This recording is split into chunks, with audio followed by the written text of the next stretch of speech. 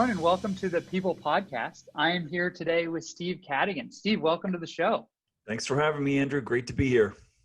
Well, it's always a pleasure. I mean, we've known each other for almost 10 years now, and every time we talk, I leave feeling energized and excited. So I'm really excited to chat today about the future of work.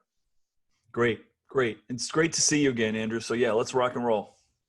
So Steve, tell me, where did you start, and what sparked your interest in talent?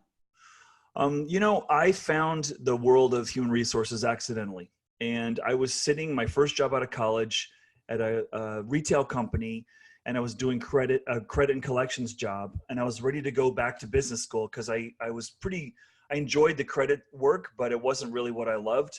And so I wanted to go to school and figure out maybe I could go to school and find something more interesting. And in the course of doing that, I had to ask my company for a reference, and they said, well, listen, we've got a job open in recruiting. Would you like to come down and give that a try versus, going to school? And so I tried it. I really liked the team, and I quickly discovered everything that I liked about that job was everything I liked about sports, which was when you're recruiting, when you're in the world of talent, you're organizing a team to win. You're trying to figure out who plays best with what form of or style of leadership, what kinds of working conditions are suited to different groups of people, and trying to organize them. And that I feel really, really lucky. Probably in my early 20s, I figured out that I really like doing that. So, and the more I, went from company to company, and the more I experimented with the domain of HR, around compensation and rewards and motivating and coaching, it really resonated with everything I loved about sports. So that's it happened pretty early for me. I got really lucky. That's amazing. And so how did that sports experience, how did that play out when you were at LinkedIn? Oh gosh, when I was, earlier in my career, moving from company to company, it wasn't probably till the mid 90s where I sort of stumbled into high tech, and the dynamism of high technology and talent was so much more interesting than when I was in the retail or the insurance industry, because decisions are made really fast. And when I was sitting at LinkedIn, the company is literally doubling every year in size and in revenue. And what was really great was that my background from prior human resource roles, and also my interest in sports, really sparked this sort of call it like in game, you have to change your strategy sometimes because the opponent is doing something differently. Well, that was happening so much at LinkedIn. Every day there's new challenges. Every month there's new challenges. And we sort of had to build it on the fly, if you will. And that was really both terrifying and exciting and highly motivating. That, at that time when LinkedIn was getting started, I joined in around 2009. The company was 6 years old. We had about 400 people. There was no companies that were really exploding in terms of growth that we could turn to and say, how did you do it? Right? There was, Google had exploded, but they were probably the only one. And all the founders had sort of bought yachts and islands around the world, and they weren't really interested in helping us out. But, Facebook was going through the same growth we were, and some of the other, the Twitters as well. So we were all trying to build it as we were going it. And I like that. I like the, let's figure it out right now instead of let me read a book about how to do this, because there are no books written about it. That's incredible. And I mean, you were running talent for Cisco in Asia, and then you went to EA and then LinkedIn. What about those companies? What were the core values that allowed those companies to grow and that you think made you successful at those companies? Yeah, it's interesting. This whole notion of values and culture, I until LinkedIn, most of the companies, the ones that you mentioned, I walked in as an employee. They'd already defined their culture and their values. And, even though I've been an HR guy most of my career, I've never had a chance to build a culture and build the values. And, there's always some pieces of the culture you're like, okay, yeah, I understand it. Maybe it doesn't really resonate for me personally. And I think what I liked about those companies was just, there's an openness to a diversity of teams. There's an openness of trying new things, to learning from failure and so forth. I like that, but there are also dimensions of the culture at EA that I didn't like, for example. And so when I walked in the door at LinkedIn and I said, hey, where are you guys on this whole notion of culture and values? And they said, well, that's a great question. And our CEO, who's still the leader of LinkedIn, Jeff Weiner, he had such a horrible experience with culture at Yahoo.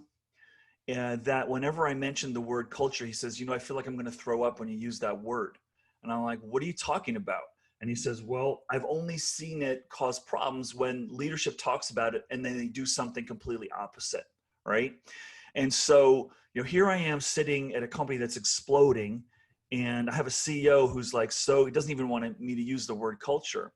And he was visualizing a world where there's posters on the wall, and it just, a setup for leaders to get called out for doing something counter to the culture. He didn't see, and he had never experienced culture as like a powerful source.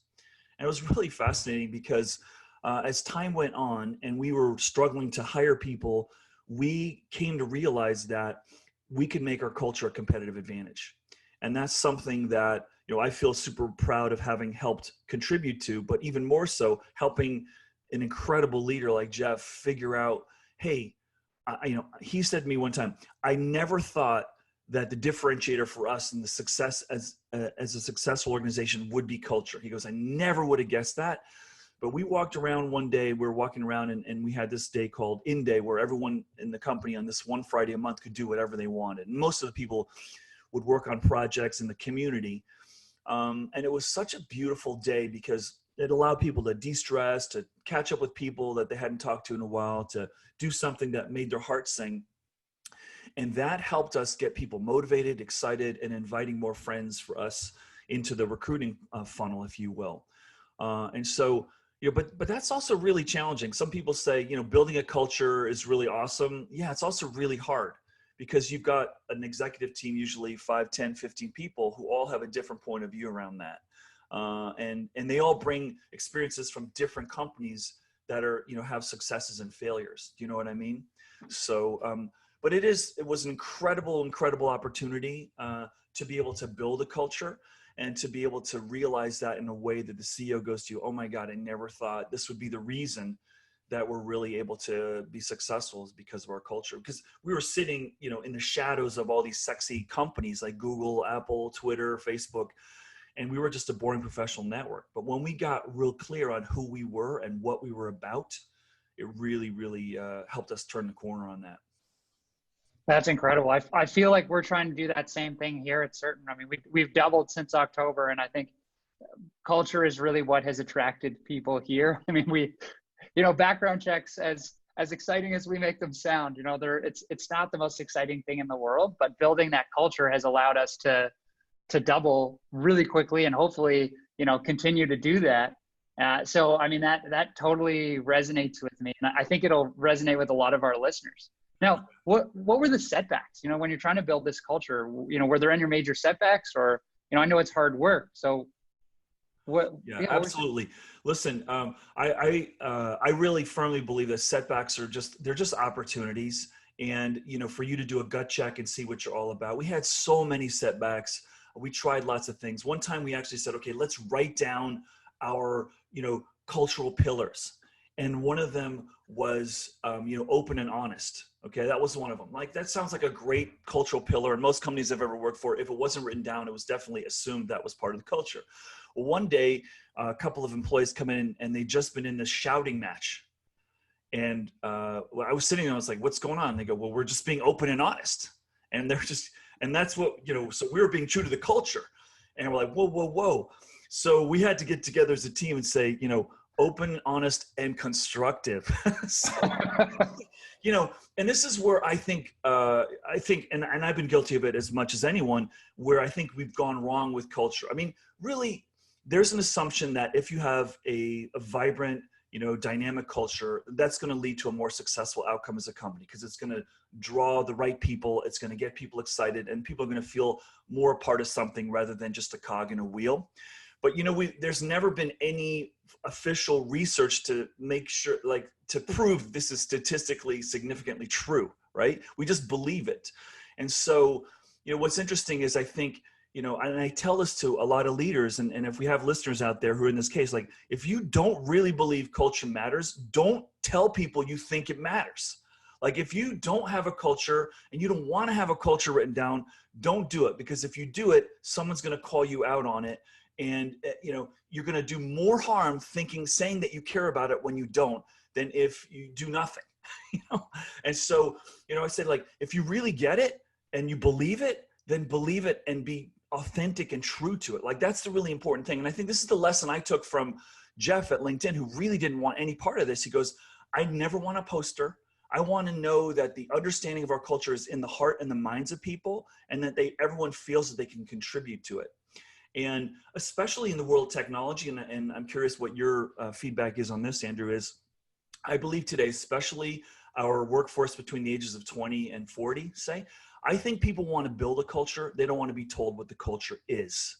And so if you have an opportunity to, invite people in and say, hey, here are the framework of our culture, but come in and add to it and help us grow and build something special. I think that's such a bigger draw today than say, hey, study up before your first day on the job and read the cultural Bible that we have, and you better be just like that. Do you know what I'm saying? I know exactly what you're saying. And that totally resonates with me. You see it now. I mean, being almost 33, it would be discouraging to come into an organization where I'm told what the culture is, because I bring my own culture to that organization.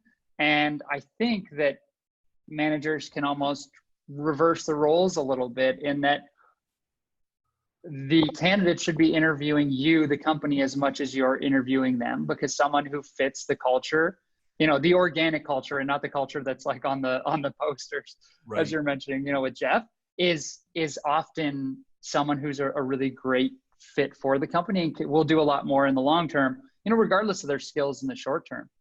Yeah. Yeah, so true. And you know what? Every day we are contributing to the culture, whether we know it or not, based on how we dress, who we meet with, who gets the information shared, who doesn't get the information shared, how we design our workspace, what time we show up to work, what time we don't show up to work, who's invited to meetings, who's not invited to meetings. There's cultural statements made every day that are beyond anything you would ever write down. Like, this is how we do stuff here, and it's really interesting. I always tell that to leaders. They say, well, we haven't really, we haven't figured out what our culture is. I go, yeah, you may not have articulated it, but you definitely have one, Definitely. And so what do you think that looks like in the future? How do managers navigate culture in the future? Is it still, putting things on posters and writing things on the board? How do you convey that? Yeah. And I think it's further, the challenge in that question is further complicated by the fact that, organizations have to change and grow and adjust faster than ever before. I think we have more dispersed teams. We have more diverse teams than we've ever had before. We have more people, working in different geographies and locations in organizations than ever before, just by virtue of the competition for talent. It's just spreading around where, and technology is enabling where people can be and contribute. So, I think it depends on the size of your organization and the location, geography of where your team is. But, what I really try to encourage people to think about when they're thinking about this in the future is, the number one objective for any organization is to create value. Okay.